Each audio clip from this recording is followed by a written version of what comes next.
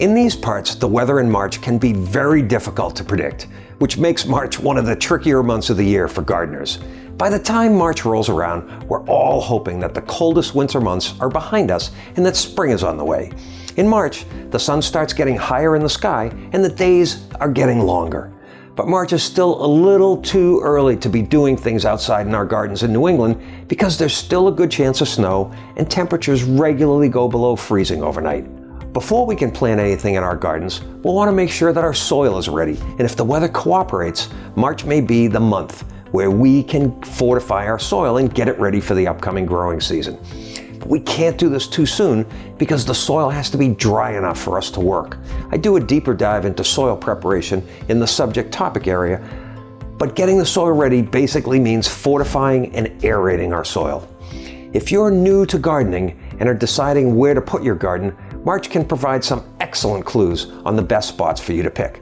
Southern exposure will be really helpful in March, and areas that get lots of sun will warm up and dry out faster, and they'll be ready for us sooner than other areas in our yards that don't get as much sun. In the front of my house, I have a perennial flower bed loaded with flower bulbs that show themselves at different times during the spring months. Some perennials are already starting to show themselves in early March. I like to plant early blooming perennials like crocuses, daffodils, hyacinths, and tulips because they brighten up the front of my house and they signal us that warmer weather is on the way. Perennial flower bulbs are usually planted in the fall to sprout the following spring. And because they're perennials, they'll make it through the winter and they'll come back year after year. These early spring flowers really cheer me up and put me in good spirits because they tell me that we're coming out of the doldrums of winter, and they also make anyone driving by my house a little happier too. You see, my flowers spring to life a good couple of weeks before anybody else's in our neighborhood because the front of my house has full southern exposure and the flower bed is directly in front of my solar room, which stores and reflects heat to warm the soil outside faster.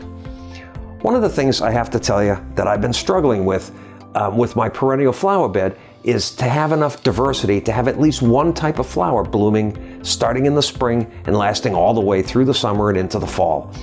The challenge is that most perennials like tulips and hyacinths flower for 3 to 4, maybe 6 weeks, and after that, they're done for the season. After them, I need to find different varieties that will flower for the next 3 to 4 to 6 week period, and so on throughout the summer and into the fall.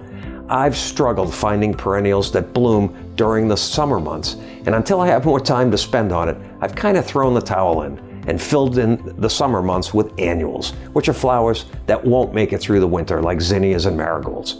If you have any suggestions for me, leave them in the comments section because I'm all ears. But let's get back to vegetables. If we're lucky enough to have a covered garden or greenhouse like I do, the soil will be both warm enough and dry enough in March to prepare for the upcoming growing season. And once the soil's ready, we can keep track of how low the night temperatures go and think about planting some frost-tolerant, cool weather crops out in the garden to give them a head start on spring. In fact, this was a really mild winter, and I've had some plants that I wasn't expecting to survive the winter actually make it through the winter. I have a bunch of spinach, parsley, and some lettuce that, usually the frost kills all of them, and they all made it through. Oh, and please keep in mind that all the biological processes that help plants grow are dependent on the temperature. And I'm not just talking about air temperature, I'm talking about the soil temperature, which takes a lot longer to warm up.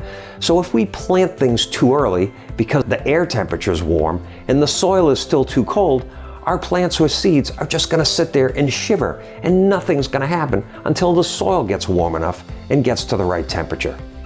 If we're planning to start some of our vegetables indoor from seed, March is a great time to start our cool weather crops like lettuce, kale, spinach, onions, leeks, and beets, for example.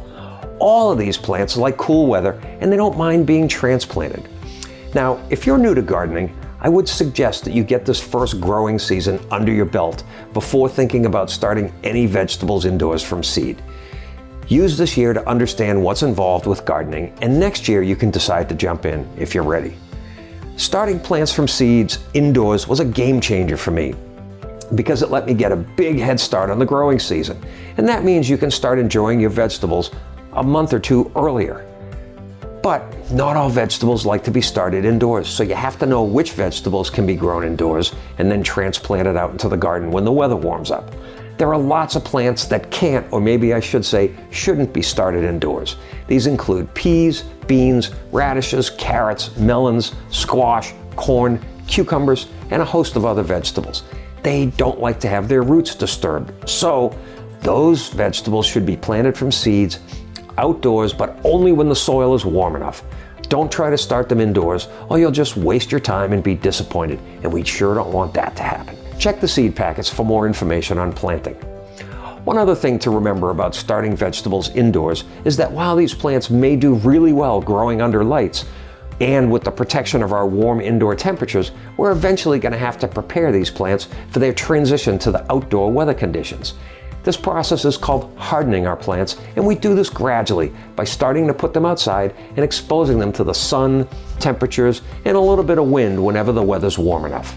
When my plants are about a month or so old toward the end of March, I try to start putting them outside in the sun when the temperatures reach the high 40s or warmer. Plants can also be put out and into a cold frame, and I cover cold frames in greater depth in the subject area.